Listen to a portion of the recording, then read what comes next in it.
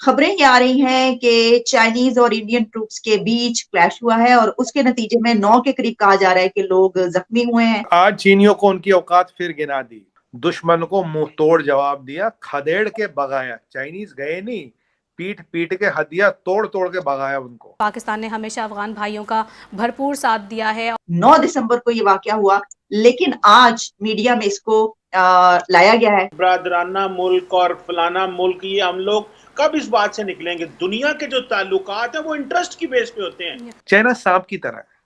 सांप क्यों काटता आपको? आपसे उसको दुश्मनी नहीं है, उसकी प्रवृत्ति है, उसको काटना ही आता है। मगर हम बैंकरप्ट तो हो गए हैं। बैंकरप्सी क्या होती है? बैंकरप्सी ये होती है कि जब आपके लहसुन का, अदरक का, प्याज का, सोयाबीन का। आज तालिबान जो है वो टीटीपी को होस्ट कर रहे हैं, जो जिसने अगले दिन जो है वो ऐलान जंग किया पाकिस्तान के खिलाफ, और हम कह रहे हैं हमारे बरादराना। कौन सा बरादराना मुल्क है?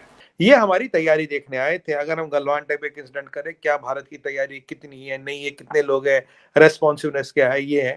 जब इनको मुंह की खानी पड़ी, जब इनके लोग जख्मी हो गए तो फटाफट भाग गए, डर के भाग गए। 2022 में यानी कि इसी साल इंडिया ने INS Vikrant aircraft carrier launch किया था और अभी ये साल खत्म भी नहीं हुआ, इंडिया ने अपना दूसरा एयरक्राफ्ट कैरियर बिल्ड करना स्टार्ट कर दिया है। इन्हें लगा यार गलवान की तरफ 135-40 लोग मरेंगे और अब की बार इनके लोग फिर मरते हैं, तो ये शी जिनपिंग दुनिया भर में मुंह दिखाने लायक नहीं रहता। हम ओआईसी की कॉन्फ्रेंस तालिबान के लिए कराते हैं, पूरी दुनिया में हम जाके उनके लिए पैसे मांगते हैं।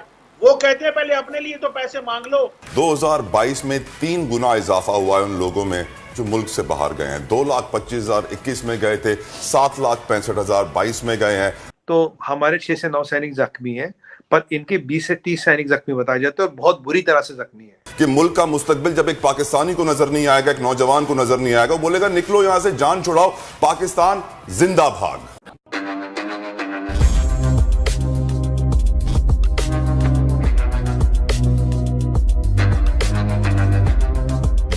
नमस्कार दोस्तों आज से 3 दिन पहले 9 दिसंबर को चाइना फिर एक बार गलवान घाटी की घटना को भारत के साथ अरुणाचल प्रदेश में आजमाना चाह रहा था और अपने 300 सैनिक लेकर के भारत के स्टेट अरुणाचल प्रदेश में घुसपैठ करने की कोशिश की, जिसमें हमारे इंडियन आर्मी के जवान ने उन्हें मुंहतोड़ जवाब दिया।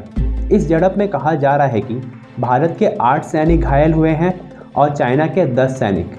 हालांकि ये न्यूज़ अब तक क्लियर नहीं हुई है, लेकिन हमेशा की तरह इस बार भी चाइना के ज़्यादा से ज़्यादा सैनिक मारे गए हैं, क्योंकि हमेशा से चाइना अपनी कैजुअलिटीज़ को छुपाते हुए आ रहा है। और दोस्तों इस वीडियो में आप देखोगे सुमित पीर और अन्य एनालिस्ट कह रहे हैं कि इस अटैक के पीछे चाइना और पाकिस्तान दोनों का हाथ शामिल था, क्योंकि भारत इस वक्त इकोनॉमिकली काफ़ी तेज़ी से ग्रो कर रहा है 6.9% से। तो अब चाइना और पाकिस्तान भारत में अनरेस्ट फैलाने की कोशिश कर रहे हैं, लेकिन भारत को भी इन्हें मुंहतोड़ जवाब देना आता है। तो चलिए दोस्तों पूरी इंसिडेंट की जानकारी के लिए इस वीडियो को देखते हैं। सुमित भाई, ये क्या मसले चल रहे हैं? वो चाइनीज जो हैं वो फिर एक्टिव हो गए हैं। सुना है कि वो अरुणाचल प्रदेश में जो तवांग सेक्टर है वहाँ पे कोई दोबारा जो है वो कोई कह रहा है स्टोन पेल्टिंग हुई है, कोई कह रहा है गुत्थम गुत्थी हुई है, तो 9 बंदे जो हैं वो घायल हो गए हैं, जख्मी हो गए हैं।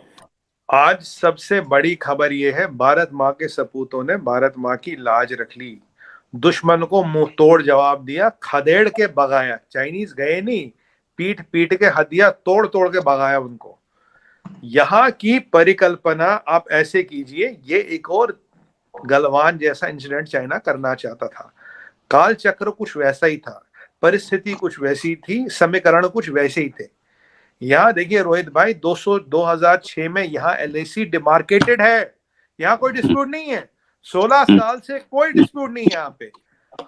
और हम अब ये क्या किस चक्कर में थे? भारत ने कहा मैंने इतनी तैयारी की है, इनको पता था, हमने बात भी की, मैंने और चैनलों पे भी बात की कि भारत ने अरुणाचल में क्या तैयारी की थी। आपके साथ भी बात हुई थी शायद।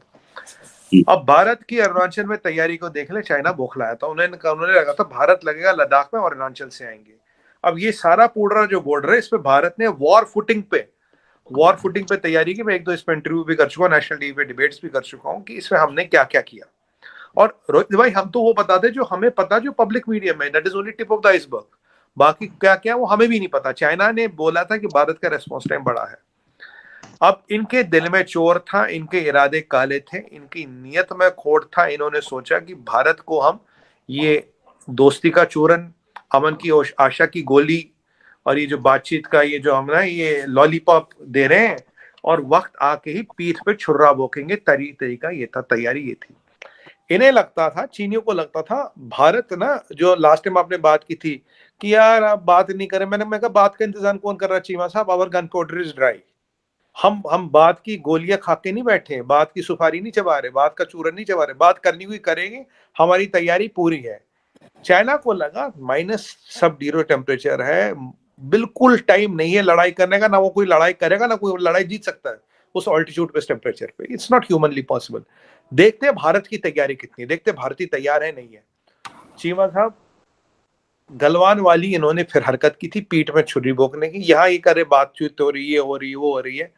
300 लोगों का आने का मतलब पोस्ट की तरफ कोई मतलब ही नहीं। Who authorise that movement? Commander ने ऑथराइज किया, ये सेंट्रल कमांड के अंदर आता है। सेंट्रल मिलिट्री कमांड किसको रिपोर्ट करता है? डायरेक्टली शी जिनपिंग को रिपोर्ट करता है। ये हमारी तैयारी देखने आए थे। अगर हम गलवान टाइप एक इंसिडेंट करें, क्या भारत की तैयारी कितनी है, नहीं है, कितने लोग हैं, रेस्पॉन्सिवनेस क्या है, ये है। जब इनको मुंह की खानी पड़ी, जब इनके लोग जख्मी हो गए तो फटाफट भाग गए, डर के भाग गए। क्यों? इन्हें लगा यार गलवान की तरफ 135-40 लोग मरेंगे और अब की बार इनके लोग फिर मरते हैं तो ये शी जिनपिंग दुनिया भर में मुंह दिखाने लायक नहीं रहता। इसीलिए फटाफट कल्टी होके निकल लिए। आए थे तैयारी देखने, और हमारी तैयारी कितनी है, हमारे भाइयों ने इनको सही जवाब दिया, इनको खदेड़ा। और जो एमई का स्टेटमेंट है उसमें यह था कि भाई देखो, क्लैशेस हुए, फेस ऑफ हुआ, क्लैशेस हुए, दोनों साइड माइनर इंजरीज आई है, डेथ कोई नहीं हुई, और फिर एक डिसएंगेजमेंट हुआ तुरंत और कमांडर लेवल पे बात हुई। कमर चीमा साहब, क्या कहेंगे कि पाक अफगान सरहदें भी अब गैर महफूज हैं? पहले दिन से गैर महफूज हैं जी। ये हमने खुद ही ये बरादराना मुल्क और फलाना मुल्क, ये हम लोग कब इस बात से निकलेंगे? दुनिया के जो ताल्लुकात हैं वो इंटरेस्ट की बेस पे होते हैं। आज तालिबान जो है वो टीटीपी को होस्ट कर रहे हैं, जो जिसने अगले दिन जो है वो ऐलान जंग किया पाकिस्तान के खिलाफ, और हम कह रहे हैं हमारे बरादराना। कौन सा बरादराना मुल्क है ये? हम कहते थे हमारा इस्लामी बरादराना मुल्क है। अब्दुल्ला कहते थे आप हमारे नेबरली मुल्क हैं। अब्दुल्ला वो कहते थे आप नेबरली मुल्क हैं, आप बरादराना और इस्लामी, हमें इन चीजों में ना घुसेड़े। हमने पिछले 75 साल से सारे मुसलमानों को इस्लामी और इन पे लगाया हुआ है। लोग नेशनल इंटरेस्ट पे बात करते हैं कि आपका और हमारा इंटरेस्ट क्या है। आज तालिबान को सूट करता है कि टीटीपी को वो होस्ट कर रहे हैं और वो हम पे हमले कर रहे हैं और हम कुछ नहीं कर रहे। हम ओआईसी की कॉन्फ्रेंस तालिबान के लिए कराते हैं, पूरी दुनिया में हम जाके उनके लिए पैसे मांगते हैं। वो कहते हैं पहले अपने लिए तो पैसे मांग लो। मुझे लगता है जिस तरह सना मिर्जा साहबा ने कहा और जिस तरह सज्जाद मीर साहब ने कहा, बिल्कुल एक टफ पोजीशन लेनी। ये चीजें पार्लियामेंट में डिस्कस होनी चाहिए, और ये तो डिस्कस ही कोई नहीं करता। आईएसपीआर ने एक प्रेस रिलीज जारी कर दी कि जी हमारे 6 लोग जो है वो मारे गए, शहीद हो गए। और भाई क्यों मारे गए? हमारे लोग फ्री के आए हुए हैं, जिसका दिल करता है। अगर इंडिया के साथ बॉर्डर बंद हो सकता है इतने साल और कारोबार नहीं हो सकता, दुबई से चीजें आ सकती हैं, तो अफगानिस्तान की भी आने से क्या फर्क पड़ेगा? उधर कौन सी हमारी इकोनॉमी जुड़ी हुई है? हमारा तो डॉलर सारा जा रहा है। जो हमारे डॉलर पे प्रेशर ईरान और अफगानिस्तान की वजह से है, वो उसको तो हम गेज ही नहीं कर रहे। ये जो ब्लैक मार्केट और ग्रे मार्केट में डॉलर 250 पे पहुंचा हुआ है, ये किसकी वजह से पहुंचा हुआ है? सो मुझे लगता है कि अफगानिस्तान के ऊपर वो जो बिलावल भुट्टो जरदारी कहते थे कि हमने एस्टैब्लिशमेंट से इन कैमरा ब्रीफिंग ली है और हम पूछेंगे कि टीटीपी के साथ बातें कहां पे चली हैं और हम एक कमेटी बनाएंगे, कोई भी नहीं बनी। इनकी जान जाती है, इनकी टांगे कांपती हैं बात करते हुए। एस्टैब्लिशमेंट कहती है कि ये सिक्योरिटी इश्यूज के ऊपर टेक ऑन ही नहीं करते, ये बात ही नहीं करते, और ये सियासतदान कहते हैं ये फौज का मसला, हम इसमें बोलेंगे नहीं।